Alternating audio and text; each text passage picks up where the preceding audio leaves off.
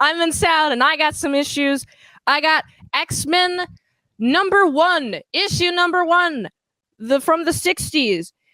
I open it up, immediately introduced to how many? 1, 2, 3, 4, 5, 6. 7 characters. We're introduced to 7 characters. This issue, I'm going to use the sound score. S for story, A for art, L for lettering, A for action, D for drama. So the story just goes like this. We have Professor X calling all the X-Men. Then they're being tested, and it's a few pages of them being tested, right? And then after they're tested, they have a chill time. Jean Grey appears, and then we are introduced to Magneto. He's taking over this base, and of course, the X-Men detect this. Well, actually, it's Xavier who detects this. Is like, we gotta go stop this, guys. We gotta suit up. And then they fight Magneto, and then Magneto, after it's like a few pages of them fighting, which is pretty epic, right? And then Magneto just flies off, and that's the end of this issue. Just to sum it up pretty quickly, because of how much action there is. I'll talk about the action more later. But I just want to generally say that most of this issue is a lot of action. So the art, I really like the simple style of the art. The art is just line art and some dark shading with the line art, but there's not a different color for the shading. So it's just color and line art, and then sometimes another color for the shading, like on the Beast's feet, which is pretty neat. Also, the backgrounds, they change from, let's say, blue to a pink just in the middle of a panel. And just to make it more visually appealing, we got some yellow skies. The colors are pretty much all over the place, but it fits well with the theme of what's happening on screen. And more saturated colors makes it more of an impact, which is nice. And also, as soon as we get out of them fighting, since there is a little bit of background drawn when they first are introduced, and then when they get to the main, the main lobby of the manor, I guess it's called the living room technically, and we see the outside of the manor, then the background arts gets more detailed, which is pretty nice. I'm a big fan. And then when it's just characters, there's no background art, or it's like just a color, or maybe there's a couple things drawn, but barely. It's mostly focused on the characters. But when we see Magneto, there's a difference in how Magneto is drawn. With the panel, there's a bunch of action lines around him, which is much different than the no action lines around the X-Men. So it's supposed to signify that this guy is really evil, very action-y, and also anything that has a lot of action, like this rocket going up into the sky. He's literally setting off missiles, and they have to stop the missiles. He's taking over this army base, which is fun. And also, I really like, oh man, this page on here, it's page 16. Yeah, page 16 is so beautiful. I love split complementary. There's a lot of split complementary in this issue a lot. And I should move on to the lettering, because the art is pretty much consistently the same throughout the entirety of the issue. It's easy to look at. It's not too distracting. I like this art style a lot. So the lettering, there's a lot of words. Oh boy, there's a lot of words. This is actually, I think this is more words than Fantastic Four, not gonna lie. And more pages per issue. There's a whole lot. There's parts where at the very beginning, Xavier is thinking, and his thought bubble is in this tannish color, and all the speech bubbles are just in a regular white. Of course, there's some bolding. There's some onomatopoeia. I do like the onomatopoeia, especially when Jean Grey comes in. She takes the chair using her mind powers, and there's a zip onomatopoeia. I'm like, yes, okay, that made a sound.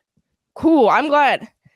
And also, the lettering is pretty creative with the onomatopoeias. They're different colors. Honestly, I'm a big fan of just overall the lettering. There's a lot of words, but there's a lot of story to it too. The action. Oh my goodness, there's so much action. It literally starts like the first page is just Xavier just sitting there, right?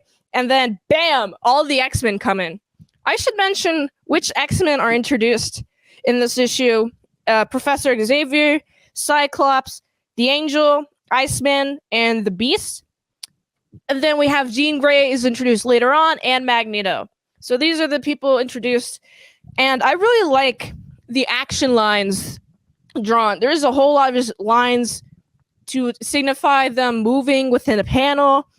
And I just feel like I'm step by step within each decision of their action within the action.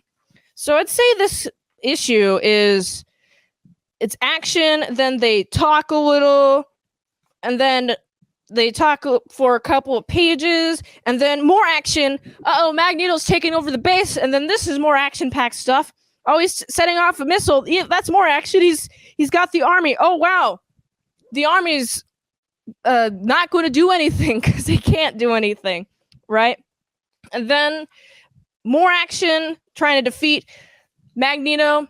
And then Magneto just flies off. So they never officially defeat Magneto, which I really like. I honestly am a big fan of this because it shows that the X-Men just can't simply stop Magneto. Magneto will just go off. He doesn't care. He's just not going to deal with any of that, which I really like. I feel like this ends a little bit abruptly because I wasn't expecting Magneto to just up and leave, but it also seems his personality type. He is super strong. he's not going to let just some X-Men take him. No. And then we got drama. So I'd say the drama is between the characters.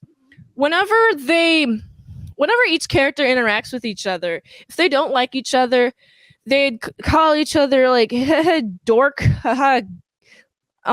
like some sort of names, just like nothing too harmful.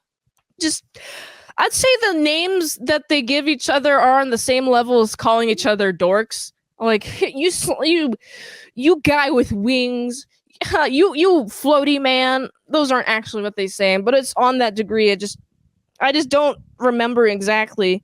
Oh, soft! You guys are a bunch of softies, is what Iceman says, like direct quote, which is fun. And so there's competition, which within the X-Men group, which is fun. I also do like the showing of the personalities, especially Iceman. Iceman is like, oh, I'm young. Oh, you're not going to treat me seriously? Fine. I'll just make myself into a snowman. And then that's the chance to test his reflexes. This is all a big old trick, a big old ploy by Xavier, right? And also, there's just a lot of intermingling between them, which establishes like a family. I'm watching a family. I want to see what they do, where they go. And then Jean Grey comes in. All the boys are hitting on her. Like, bro, chill out. Holy diggity dang. You don't have to think with your winner, dudes. Oh my goodness. They're like, oh, Jean Grey, you're a ginger. Ooh, can I touch you? Especially the Beast is really close to her. And she's like, nope. And she uses her power and like just throws him up in the air. It's like, don't mess with me. So I really liked that. And then there's the drama with Magneto, which is fun. And right before that, Xavier's talking about evil mutants existing and how he has to stop the evil mutants, so there has to be some good mutants. And Magneto's one of those evil mutants. He's a mutant supremacist. And we gotta stop him. And also, yeah, the rest of the issue is just the action. There's drama in the middle parts. When there isn't action, there's a lot of drama. So I'd say overall, this book is very compelling. It makes me want to read X-Men, more X-Men issues. So on the story, I'd give it a solid 4. On the art, I'd give it a solid... Oh, man, I really like the art. I'd give it like a 4. The lettering, there's a lot to read. But, you know, I like reading if there's something I can learn from it. Every dialogue, I learned something from it. So I'd give it a solid 4 from as well. And then there's also onomatopoeia, which I really appreciate. And then the action and the drama both get 4s. So what is 4 times 5? I'd give this X-Men issue number 1 a 20 out of 25. And that's my review of X-Men issue number 1. All right, now Men's Got Issues is done. So let me roll that bumper again. Oh yeah, those are good.